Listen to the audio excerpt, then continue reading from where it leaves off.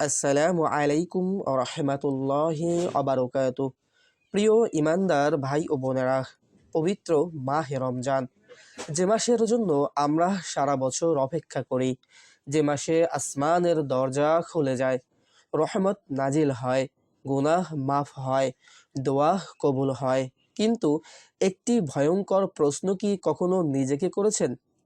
আমার রোজা কি সত্যিই কবুল হচ্ছে, নাকি আমি সারাদিন ক্ষুধার্ত থাকছি অথচ আল্লাহর কাছে কিছুই পৌঁছাচ্ছে না? আল্লাহ তাআলা কোরআনে বলেন, হে ঈমানদারগণ, তোমাদের উপর রোজা ফরজ করা হয়েছে, যেমন ফরজ করা হয়েছিল তোমাদের পূর্ববর্তীদের উপর, যাতে তোমরা তাকওয়া অর্জন করতে পারো। সূরা আল বাকারা। রোজার মূল উদ্দেশ্য কি? তাকওয়া, নিজেকে গুনাহ থেকে বাঁচানো। কিন্তু যদি রোজা রেখে আমরা সেই গুনাহের মধ্যেই ডুবে থাকি, মিথ্যা বলি, গীবত করি, চোখের জেনা করি, হারাম উপার্জন করি, নামাজে অবহেলা করি, তাহলে কি শুধু না খেয়েই থাকাই রোজা? রাসূল সাল্লাল্লাহু আলাইহি ওয়াসাল্লাম বলেছেন, অনেক রোজাদার ব্যক্তি রয়েছে যারা রোজা রাখে, শুধু ক্ষুধা ও পিপাসাই অর্জন করে। ইবনে মাঝা। সুবহানাল্লাহ! ভাবুন একবার, সারাদিন কষ্ট করলাম কিন্তু আখিরাতে কিছুই পেলাম না।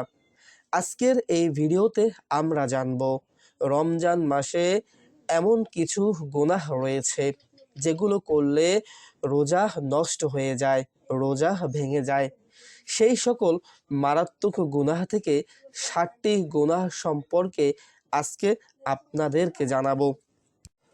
সুপ্রিয় সম্মানিত ভাই ও বোনেরা, তাহলে চলুন সেই গুরুত্বপূর্ণ 7টি গুনাহ সম্পর্কে আমরা জেনে নেই। প্রিয় ইমানদার ভাই ও বোনেরা, সেই গুরুত্বপূর্ণ 7টি গুনাহের মধ্যে প্রথম গুনাহ হলো মিথ্যা কথা বলা, মিথ্যাচার করা। রোজা শুধু না খেয়ে থাকা নয়, রোজা হলো আত্মাকে পবিত্র করা। কিন্তু আমরা যদি রোজা রেখে মিথ্যা কথা বলি, প্রতারণা করি, তাহলে সেই রোজার কি মূল্য থাকে? আল্লাহ তাআলা পবিত্র কোরআনে বলেন, হে ঈমানদারগণ, তোমরা আল্লাহকে ভয় করো এবং সত্যবাদীদের সাথে থাকো। সূরা আত-তাওবা। আরেক জায়গায় আল্লাহ বলেন, নিশ্চয় আল্লাহ মিথ্যাবাদীদের হেদায়েত দেন না। সূরা আস-জুমার। ভাবুন তো, যে ব্যক্তি রোজা রেখেছে কিন্তু তার জিহ্বা মিথ্যায় ভরে আছে, সে কি আল্লাহর রহমত পাওয়ার যোগ্য হতে পারে?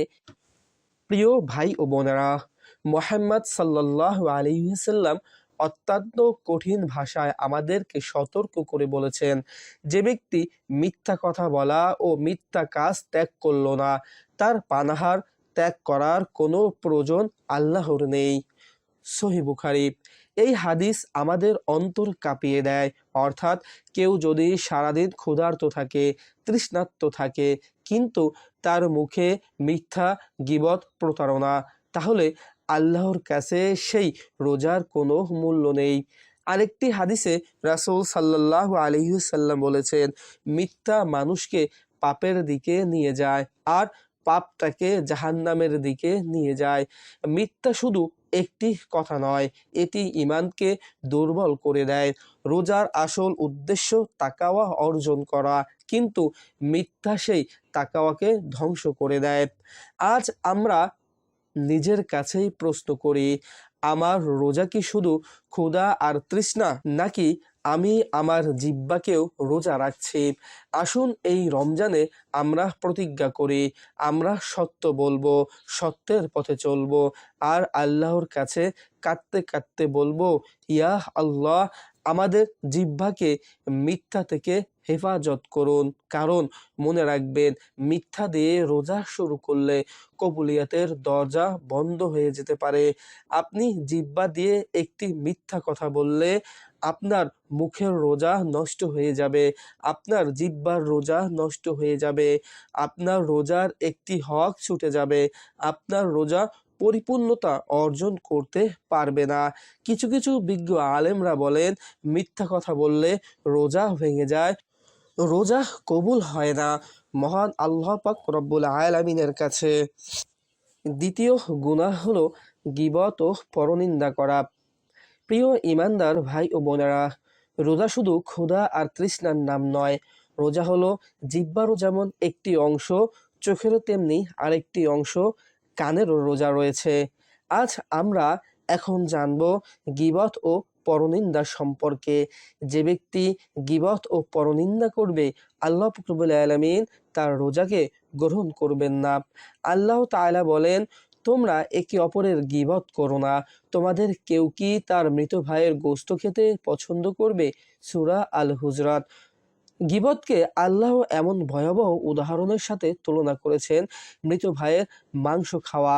আমরা কি কখনো এমন কল্পনাও করতে পারি? কিন্তু বাস্তবে আমরা অনেক সময় অজান্তেই এই গুনাহ করে ফেলি। রাসূল সাল্লাল্লাহু আলাইহি সাল্লাম বললেন, তোমরা কি জানো গীবত কি?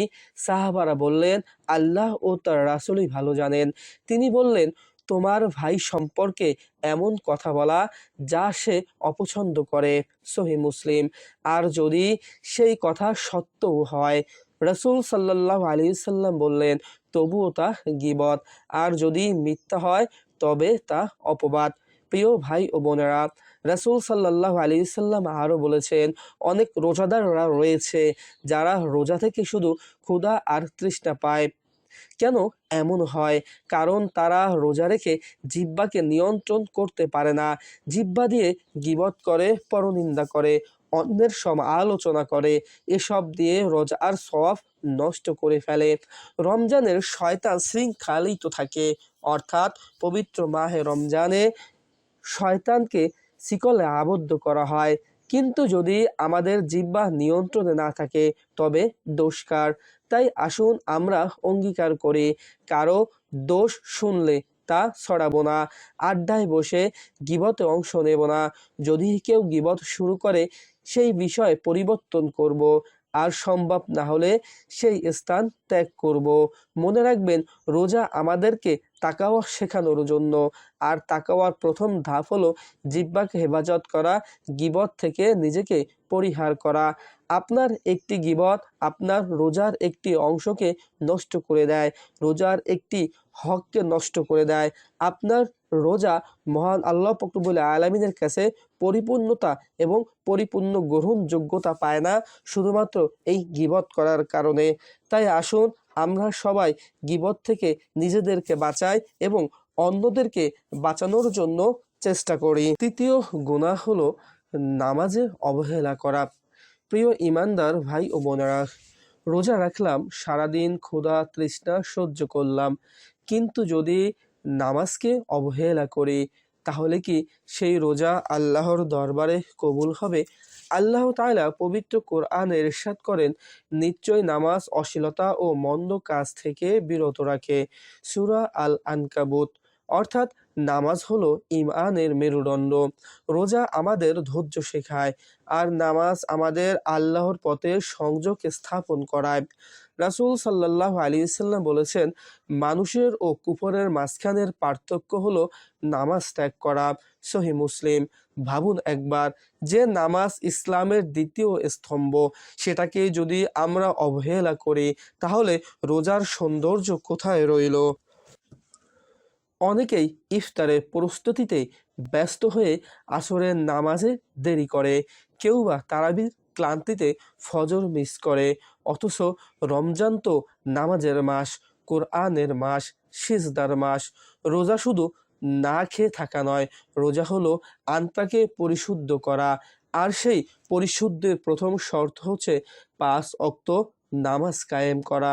তাই আসুন আমরা প্রতিজ্ঞা করি, এই রমজানে শুধু রোজা নয়, প্রতিটি নামাজ সময় মতো আদায় করব ইনশাআল্লাহ।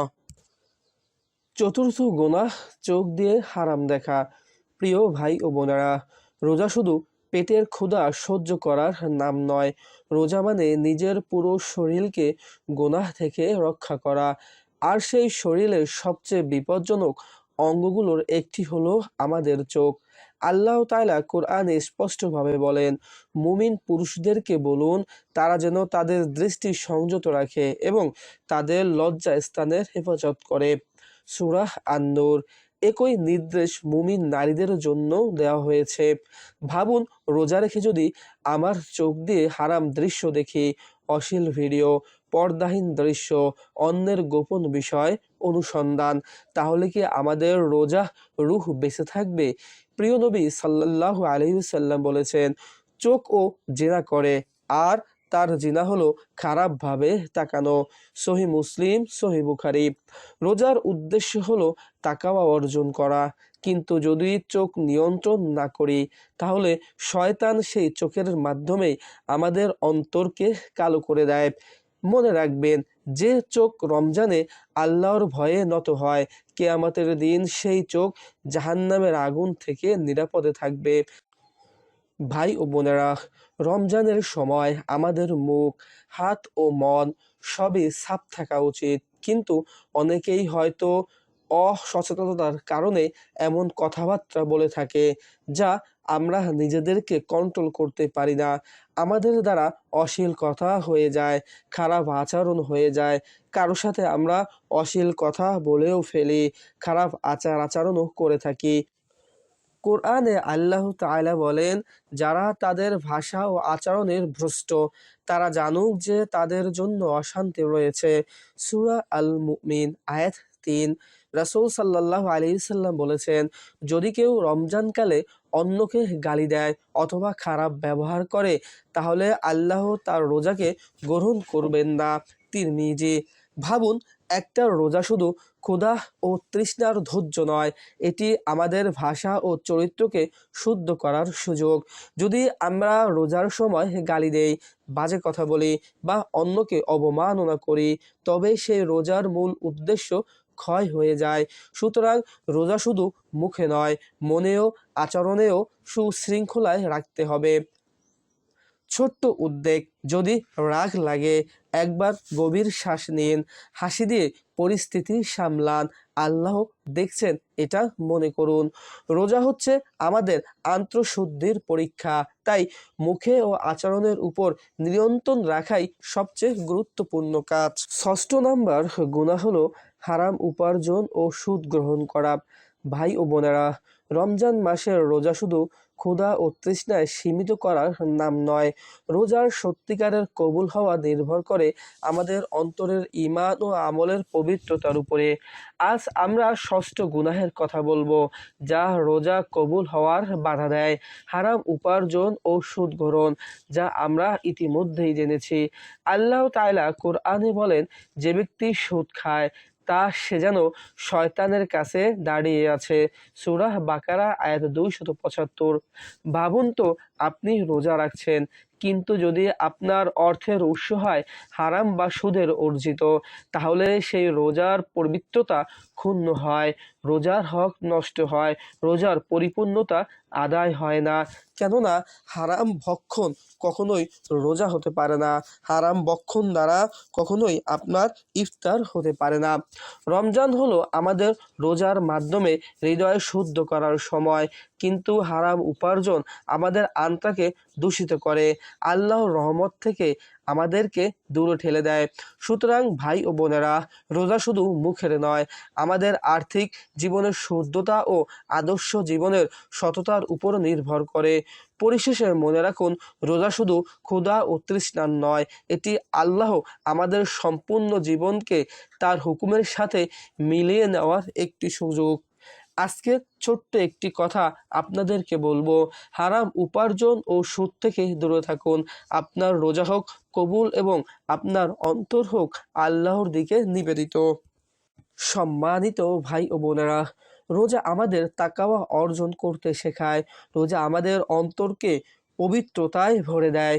রোজার মাধ্যমে আমাদের অন্তরকে আমরা পরিশুদ্ধ ও পবিত্র করার এক অপূর্ব সুযোগ লাভ করি। আজ আমরা কথা বলবো ৭তম গুনাহ সম্পর্কে, হিংসা ও বিদ্বেষ পোষণ করা। অর্থাৎ আমাদের ৭ম গুনাহ হলো হিংসা ও বিদ্বেষ পোষণ করা নিয়ে। হিংসা মানে হলো অন্যের ভালো হওয়ার উপরে ঈর্ষা করা, আর বিদ্বেষ মানে হলো কারো প্রতি অন্তরে বিরাগ অথবা রাগ লালন করা। পবিত্র কোরআনে আল্লাহ তাআলা বলেন, আর যারা ঈর্ষা ও বিদ্বেষ পালন করে তারা নিজেদেরকে ক্ষতি করে। সূরা আল হুজরাত। হাদিসে রাসূল সাল্লাল্লাহু আলাইহি সাল্লাম বলেছেন, যে ব্যক্তি কারো প্রতি বিদ্বেষ রাখে সে জান্নাতে প্রবেশ করতে পারবে না। রোজার মূল লক্ষ্য হলো আমাদের অন্তরকে শান্ত ও পরিশুদ্ধ করা। যদি আমরা কারো প্রতি হিংসা বা বিদ্বেষ রাখি তাহলে রোজার আধ্যাত্মিক শান্তি শক্তি খর্ব হয়। তাই ভাই ও বোনেরা, এই রমজান আমাদের লক্ষ্য হোক হিংসা ত্যাগ করা, প্রেম ও দয়ার বৃদ্ধি করা। কারণ আল্লাহ তাআলা হিংসা ও বিদ্বেষ ত্যাগ করা মানুষকে বিশেষভাবে প্রিয় বান্দা বানান। আপনার অন্তরকে পরিশুদ্ধ করুন, রোজা যেন কবুল হয় আর ঈমানের আলোয় আপনাকে আলোকিত করে। সুপ্রিয় সম্মানিত ভাই ও বোনেরা, আপনার মধ্যে যদি এই ৭টি গুনাহ দেখা যায় তাহলে আজ থেকে এখন থেকে এই ৭টি গুনাহ পরিত্যাগ করুন। ৭টি গুনাহের মধ্যে যদি কোনো একটি গুনাহ, কোনো একটি লক্ষণ আপনার মধ্যে থাকে তাহলে আজ থেকে এখন থেকেই সিদ্ধান্ত গ্রহণ করুন আপনি এই সকল গুনাহ থেকে নিজেকে বাঁচিয়ে রাখবেন এবং আপনার রোজাগুলো বাঁচিয়ে রাখবেন। মহান আল্লাহ পাক রব্বুল আলামিন যেন সকল মুসলিম বান্দা এবং বান্দিকে এই ৭টি গুনাহ থেকে হেফাজত করে এবং আমাদের ৩০টি রোজাকে কবুল আর মঞ্জুর করে নেন। আমিন। সবাই ভালো থাকবেন, সুস্থ থাকবেন।